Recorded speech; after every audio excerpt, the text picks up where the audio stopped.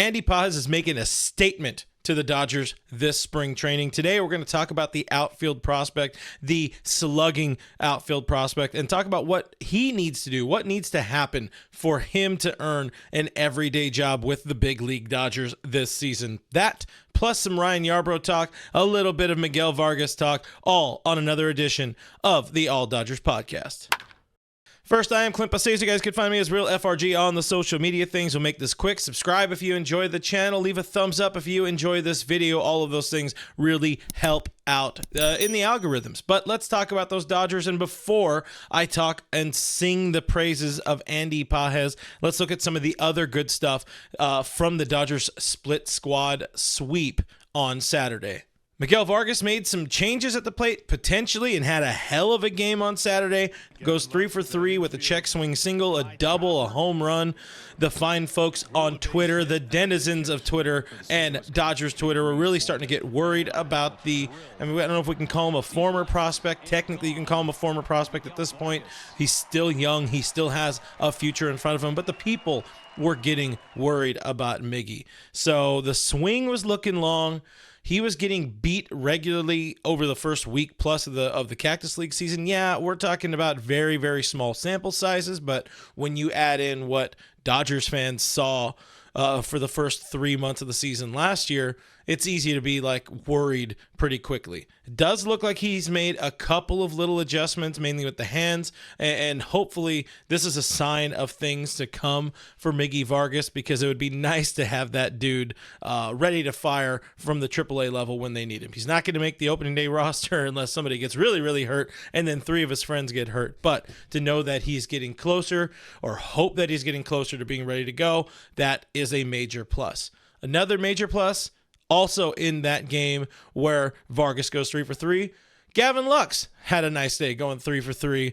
Most importantly from that, did have no errors. So anytime Gavin Lux has no errors, you give that one a thumbs up. It gets the FRG seal of approval. Now, in the other game that was televised on the Spectrum Sportsnet LA, Ryan Yarbrough got the start and was, we'll say, good, not great, maybe fine in his second tune-up of the spring. He said after the game, he made a couple of mistakes over the plate, but we'll say, importantly, he felt good. That's the main takeaway. Made a mistake, whatever, it happens. Gave up the home run, but he felt good coming out of it. And as we're learning now, before the game, Dodgers manager Dave Roberts added a little clarity to Ryan Yarbrough's role for the upcoming season. And, that it's going to be an important role, we'll say, for this team and for Yarbrough. But first, let's listen to Dave for a sec. I think that Ryan is sort of who he is. He's a guy that really is tough on lefties, manages right-hand hitters well. You can use him in multiple innings, and he's a strike thrower. He can change speeds, and he's just a really good major league pitcher. That swingman type, obviously there's so many different things he can do, but what do you feel like is the best fit for him with this roster, especially to start the season? I think the best fit for him for this roster is a swing guy. He can spot start. He can come out of the pen and take down a few innings if need be. And he can get a lefty out or a lefty run if we need that.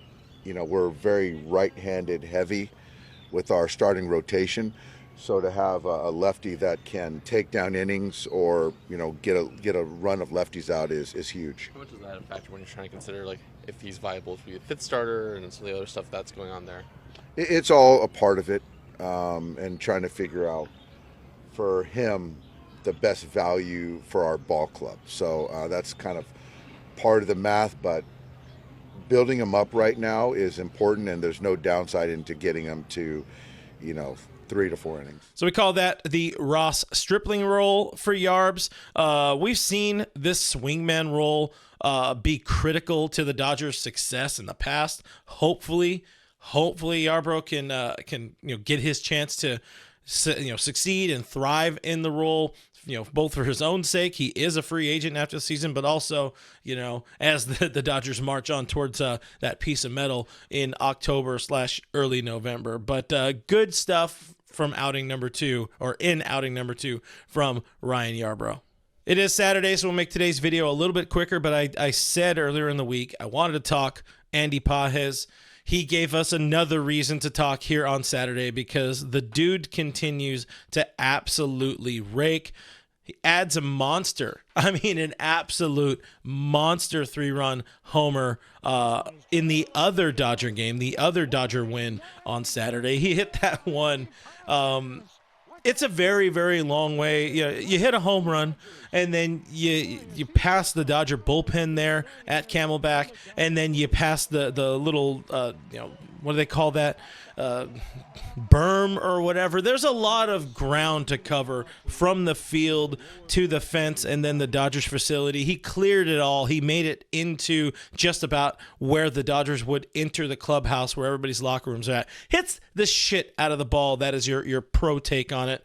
The 23-year-old, still very young prospect, missed basically all of last season after tearing the labrum in his shoulder, suffered a labrum tear in game one, the first game of his season at AAA last year. Now he's absolutely doing his part to tell the Dodgers this spring, like, hey, don't you forget about me. He's also, he's a big fan of 80s songs, but he's now 6 for 13. He's got 2 home runs. He leads the Cactus League. I think he leads all of spring training with 8 RBIs, or RBI if you're nasty. He's got a 1687 OPS after Saturday's games. So he's really putting himself on the map and then some.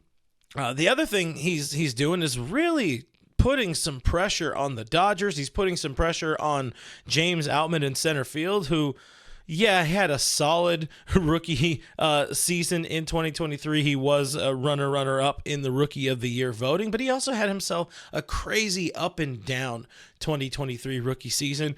Paz is also putting a lot of pressure on the veteran, Jason Hayward. And Jay Hay has gotten off to a pretty damn rough start so far this spring. Yeah, it's still early. 1 for 10 is very early, but something to watch.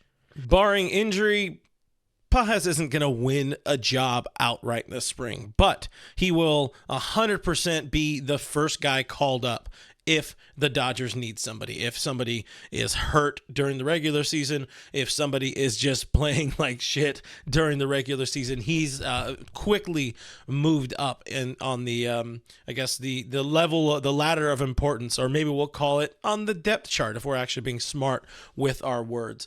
Another thing very much working for Andy Pages, the Dodgers' number 6 prospect, I believe, by MLB Pipeline right now. The other thing working for him, he's a right-handed batter.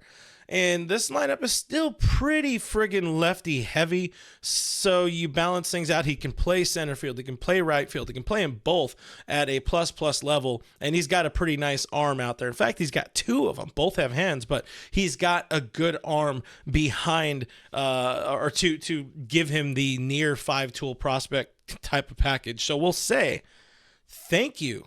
And well, thank God for Artie Moreno. Thank you, Artie Moreno, for nixing that trade all those years ago that would have sent Ross Stripling, Jock Peterson, and Pages to the Angels for, I don't know, a box of scraps. But anyways, that's about it for today. Again, wanted to keep it tighter, wanted to keep it leaner for your Saturday.